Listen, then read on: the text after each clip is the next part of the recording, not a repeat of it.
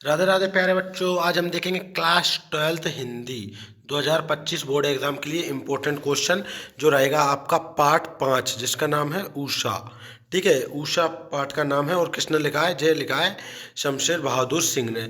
बहुत ही प्यारा चैप्टर है, जहाँ से एक क्वेश्चन आता है बच्चों हर बार बोर्ड एग्जाम में, तो बिल्कुल ध्यान से देखिए। ओनली आपके लिए 4 से 5 क्वेश्चन लेकर आए हैं, जिसमें से आपके बोर्ड एग्जाम के लिए पक्के हो जाएंगे। इन 4 या 5 क्वेश्चनों को अच्छे से कर लीजिए, क्योंकि जहाँ से 100% बच्चों 100 में से 100% यहाँ से एक क्वेश्चन आता ही है आपके बोर्ड एग्जाम में। ठीक है, चैनल पर न्यू हो तो चैनल को सब्सक्राइब कीजिए एंड बेल आइकन पर क्लिक कीजिए। तो आइए वीडियो को स्टार्ट करते हैं। तो इसी के साथ देखिए, पहला क्वेश्चन रहने वाला है कुछ इस प्रकार कि शमशेर बहादुर सिंह कौन से तार सप्ताह के महत्वपूर्ण कवि थे। यानी कि जो शमशेर बहादुर सिंह है वो कौन से तार सप्ताह के महत्वपूर्ण कवि थे। तो देखो, शमशेर बहादुर सिंह द्वितीय, बच्चों जो क्या लिखा है? द्वितीय लिखा है, यानी कि 2, यानी कि द्वितीय तार सप्ताह के महत्वपूर्ण कवि थे। इसी के साथ देखते हैं क्वेश्चन नंबर 2, थोड़ा बड़ा रहने वाला है, तो बिल्कुल ध्यान से समझिए कि उषा कविता के आधार पर उसे उस जादू को स्पष्ट कीजिए जो सूर्य उदय के साथ टूट जाता है। यानी कि उषा कविता के आधार पर उस जादू को आपको सिद्ध यानी कि स्पष्ट करना है जो सूर्य उदय होने के साथ टूट जाता है। तो आइए इसका आंसर देखते हैं कि उषा कविता के आधार पर, क्या बच्चों, कि उषा कविता के आधार पर उषा का जादू छाया हुआ प्रतीत होता है। कैसा छाया हुआ प्रतीत होता है? लेकिन कुछ समय बाद सूर्योदय हो जाता है।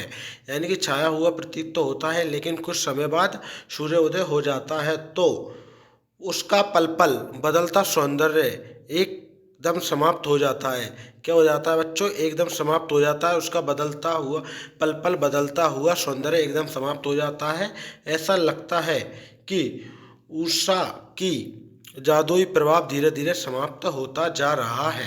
ठीक है बच्चों, तो ये था इसका इम्पोर्टेंट क्वेश्चन है, उसको बिल्कुल अच्छे से याद कर लीजिए। हो सके तो इसका स्क्रीनशॉट ले लीजिए बच्चों। ठीक है, इसी के साथ देखते हैं क्वेश्चन नंबर 3 कि उषा कविता में कवि ने भोर के नभ की तुलना किससे की है।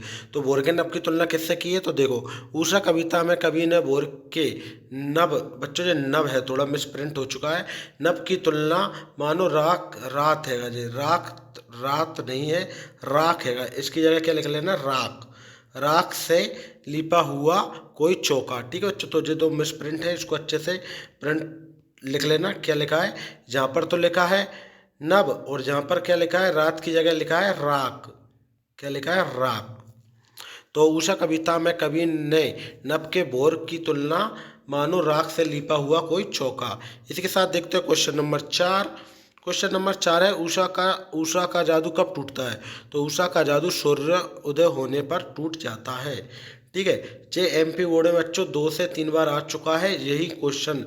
इतना सा सिंपल क्वेश्चन पूछता है। ठीक है, इसके साथ देखेंगे क्वेश्चन नंबर 5 के कवि ने स्लेट पर क्या मलने की बात की है।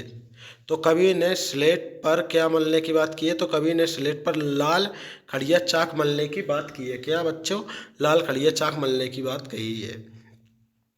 क्वेश्चन नंबर 6 देखते हैं, कवि ने किन किन अपमानों को देखकर यह कहा जाता है कि उषा कविता गांव की शोभा की गतिशील शब्द चित्र है। तो आइए इसका आंसर देखते हैं, थोड़ा सा बड़ा है पर सरल है, हो जाएगा। देखो, कवि ने गांव की शोभा की सुंदर चित्रण करने के लिए गतिशील बिंब योजना की है। क्या की है बच्चों? गतिशील बिंब योजना की है। पहले तो देखो, पहले अपमान में भोर के समय आकाश नीला शंख की तरह पवित्र लगता है, जैसे राख से लीपे चौके के समान बताया है। तो ये था इसका इम्पोर्टेंट क्वेश्चन, इसका स्क्रीनशॉट ले लीजिए। ठीक है बच्चों, तो ये थे आपके क्लास 12th के important question Hindi by Amit sir. Channel पर न्यू हो तो चैनल को सब्सक्राइब कीजिए, और वीडियो अच्छी लगी हो तो वीडियो को लाइक कीजिए बच्चों। ठीक है, किसी भी प्रकार की प्रॉब्लम आती है तो हमें कमेंट करके ज़रूर बताइए। ठीक है।